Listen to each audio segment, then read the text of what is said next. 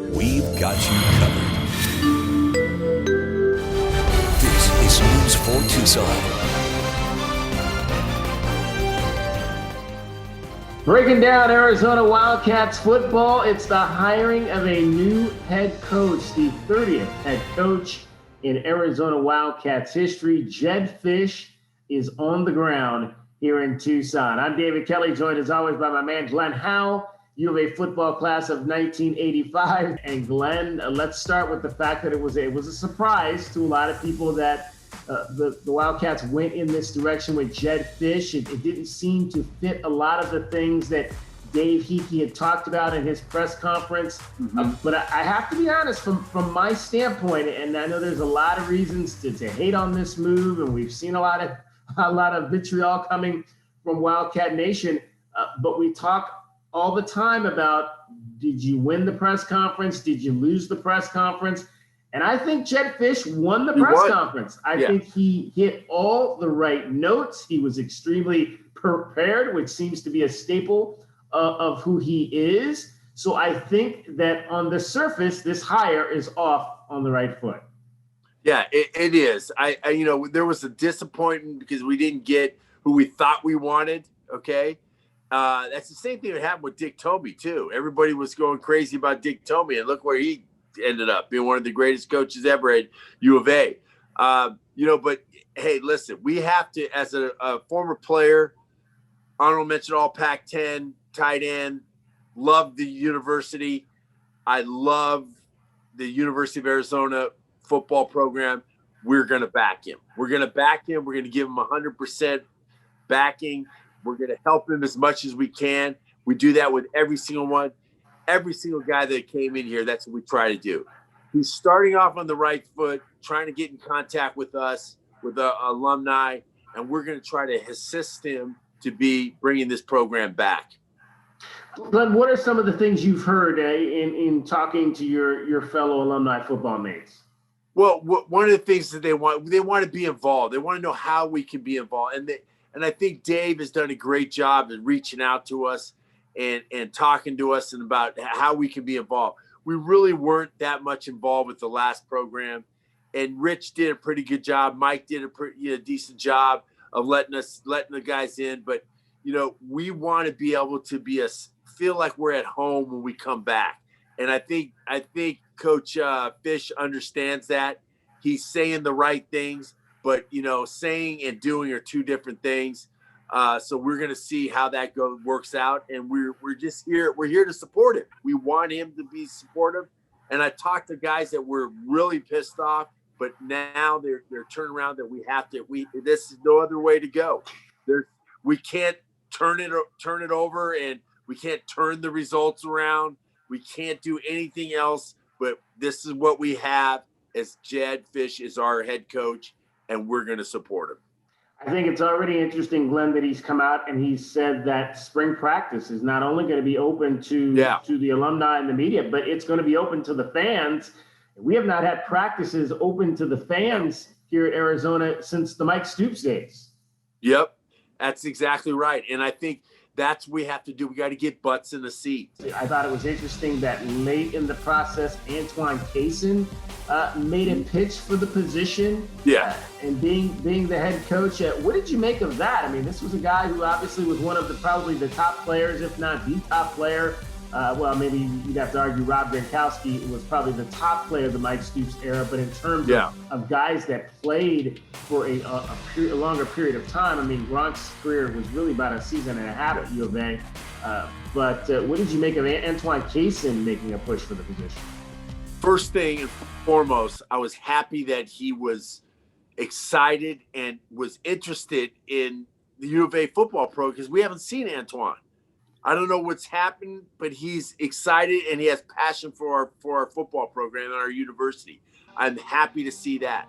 When I saw him, I said, good for him that he's going to go out there and put his name out there because he knows that we are not in a good place right now and he wants to help and assist. We got to get all those guys back. We got to get the Lance Briggs. We got to get the Darrell Lewis's. We got to get the Ricky Hunleys, Lamont Hunley, all those guys are getting more involved with our program. Those are the guys that we got to get involved, and that's what brings the tradition. And also, I just like to look, Coach Fisch, man. It's not just 93 and 90 and 98 teams. There was some other teams before that too, the 80s and the 70s, the guys that were really good. So I want to just lay that out there for a little bit for someone to chew on. Well, and then we'll go back to what we talked about on the last Wildcat Breakdown. And I said in his opening press conference, when he talked about the Arizona, he started, when he mentioned coaches, he started with the Larry Smith era. And I said, and I know that there's more to U of A before that, but I think the overall perception begins for this program with the move to the Pac-10 conference in the late 70s, and then beginning with the I think really the first and foremost was the streak against ASU that you guys set with Larry Smith in that early 80s. I think for a lot of people that are around the game right now, that is where their knowledge of Arizona football truly begins. Yeah, and I understand that, but that's where I think that's a fault of the university, and I think that's a fault of the university program and the PR, the SID department. We need to have a tradition of all University of Arizona football history. Go back to the Cactus Comet. I mean, go back all the way back to then. I mean, there's great Mike Dawson, all these guys. That's how you build, like at SC at your place. They talk about OJ. OJ was in the 70s. Okay. 60s. You talk about late 60s. Late 60s. Anthony Davis, all those guys. It goes way back. You got to understand that that's where it doesn't just start with the name brand defense that they had. It starts way back before that. That's how we get our grit. That's how we get how we play. That's how the tradition went on. To say, hey, this is how we play, that you play physical football. And I like that he was saying that. And I like with his coordinators. I don't care who his coordinators are on the offensive side of the ball, long as he's throwing it to the tight end, okay? I want an offensive coordinator that has a tight end in his scheme, and then we have to look at our personnel. And then you can't just put your program in there. We got to look at our personnel until we get the personnel that fits your scheme. So I hope we get those kind of guys that will be able to coach our guys up and look at our limitations and look at our things that are strong points and build a offense and a defense around that. Well, and you mentioned the tight end. So we had a chance to talk to Coach Fisch over the weekend, and I wanted you to hear, and I want the folks to hear out there, what he said when we asked him about his philosophy on the tight end. Yeah, it's a layup right there. We've always been a big tight end based offense everywhere I've been. Caleb Wilson, when we were at UCLA, ended up, if you can remember that Texas A&M game, I think he had 17 catches or 19 catches. The next week he had 220 yards against Hawaii. The next week against Memphis. And if he didn't break his foot, I would assume that he probably would have been a finalist for every award known to man in tight end position. When I was at Michigan in 2016, Jake Butt was our tight end, who was a 5th round pick. Would have been easily much third or second round pick if he didn't tear his ACL in the bowl game. Also a finalist in the tight end award. We also had tight ends, and everywhere I've been with Tyler Higbee and Gerald Everett, and then we just got to make sure that our offense fits our personnel, and that'll be our plan. Glenn, he said it was a layup. Everywhere he's been, they've thrown the ball to the tight end. So I think that's and again, one of the things I said, it was hard for me. Granted, it wasn't the hire that I thought we were going to get, but it checked a lot of the boxes that I had. One was that he's going to be an offensive coach that utilizes the tight end in his scheme. 2, I thought that if it was not a sitting college coach, if you were going to go the assistant route, it needed to be an assistant that had NFL experience. He checked that box for me. And then the part that involves, being community engaged with not only obviously the alumni football base, but the alums, the people that went to school here, as well as the community of Tucson at large. You can only go off what he says. And it was the same thing with someone. Someone said he was going to do it, but then he didn't do it. I think you can only go off what he says he's going to do, and he appears at this moment that he's going to have an enthusiasm for that. I mean, he talked about it, taking his daughters to softball games. I mean, I believe I maybe saw Kevin Sumlin at 2 basketball games. I don't know if I ever saw Kevin Sumlin at any other sporting event on campus in the 3 years that he was here. It sounds like this is going to be a family that's going to be involved in the family. Yeah, and Dave, that's important in our town. That's what is important. Dick Tomey did it. Larry Smith did it. I mean, you have to be able to do that. If we got to get butts in the seats. We got to be able to have everybody feel that they're a part of this program.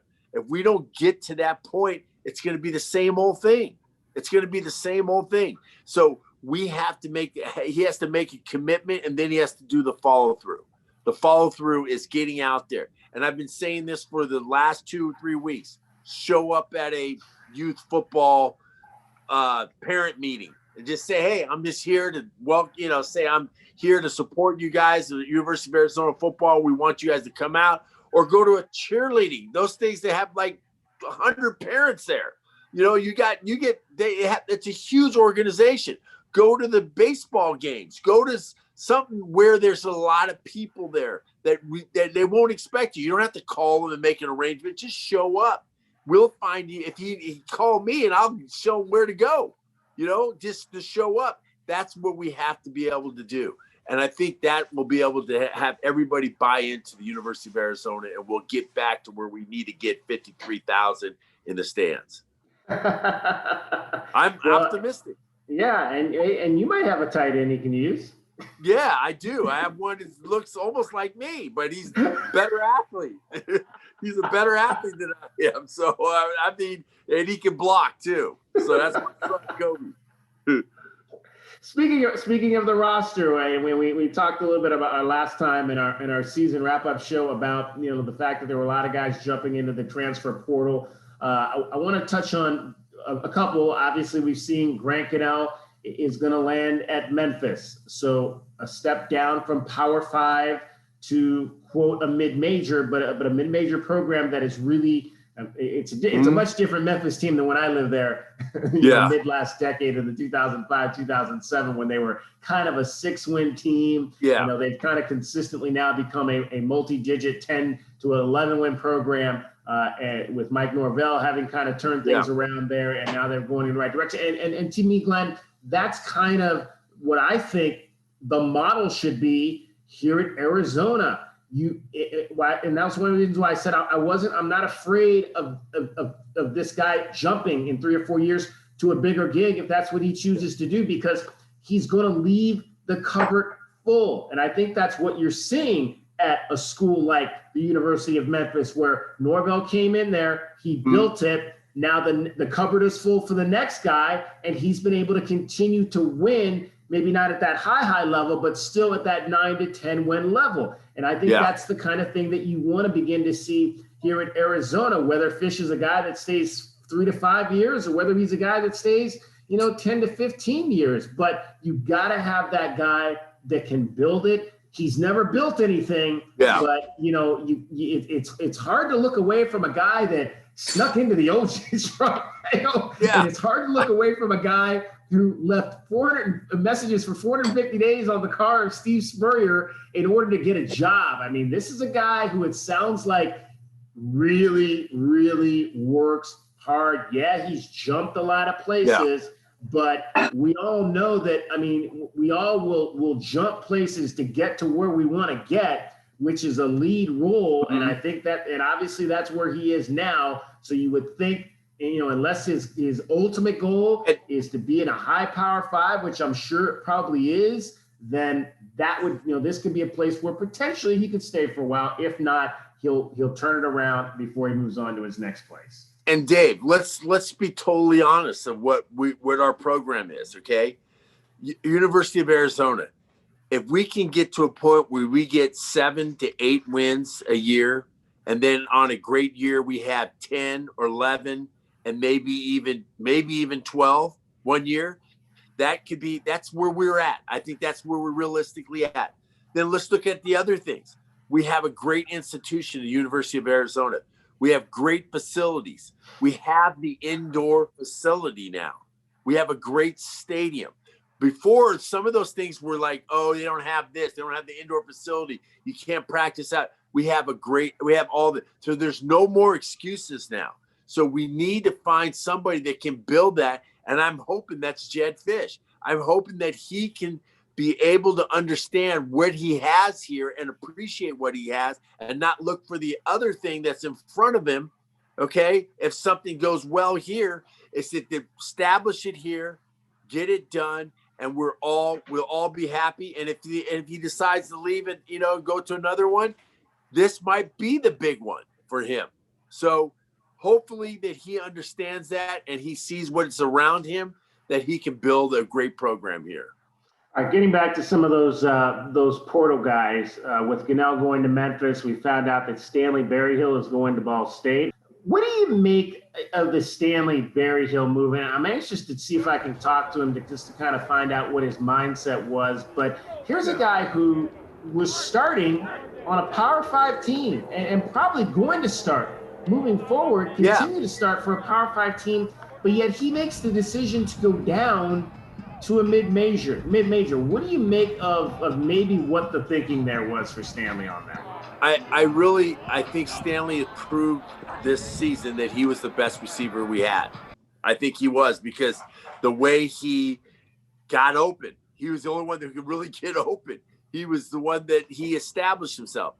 I think I don't understand his mindset. I think that, if he didn't feel comfortable with it being here, then I think he should leave. I totally agree with that, what he should. But I think he should think about, he's going to be the man next year. He'll be the go-to guy. I think he's going to be the go-to guy. And when a new coach comes in, he takes his best receiver and says, man, we're going to rely on you until I get somebody else that's better than you. But you're the best guy. He is proven to be the best receiver we have. So I'm kind of disappointed that he didn't stay, but he may have different thoughts, that he may go on to another school, go to Ball State. He might get 100 balls there. I don't know. I just don't know. I don't get that, but I have good luck to Stanley. I hope he does well. And it's our loss. Yeah. And it's a big loss in that wide receiver room in terms of the numbers. Yeah. When you look at, obviously, Jamari Joyner in the portal, Amazian Wright into the portal, Booby Curry into the portal. Yep. I mean, those were, really 3 out of those 4 were guys that made some impacts in games for you last season. And Amazian Wright was a guy that had a lot of upside, and you were looking forward to seeing him continue to develop. And I think they're going to be interesting. I don't know if Jedd Fisch can resecure any of those guys that are left out there. One of the things that he said in our interview with him over the weekend was that at the end of the day, it's going to be, do you want to be a part of this program moving forward? And so ultimately those guys will have to decide whether or not they want to. We know that Jamari has tweeted that he got an offer from the University of Minnesota, which is fine. That's a lateral move. Lateral move to a really cold place. Roll the boat in the snow. Roll the boat in the snow. Yeah. But hey, that's Big Ten football, and maybe that's an opportunity for something. And like I said, I never begrudge a kid that wants to go away to school, because I think that's what college is all about. College is that you'd like to get kids to stay home if that's what they choose to do. But for me, college was always about going away from home and spreading your wings, and that's fine. And like I've always said, that if you can't get your best kids in there, you want it. And he's already said we've got to win Arizona.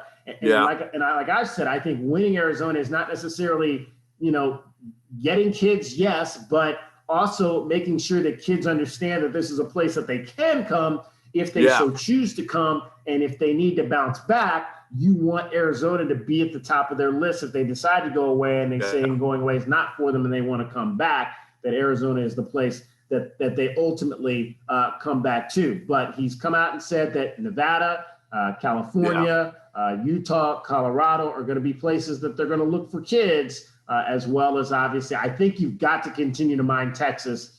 I've always said I thought that was Rich Rod's worst mistake, was he wasn't in Texas I still think you've got to have your hand in Texas because there's a lot of there's too many. There's too many players in Texas, and then you got to develop players.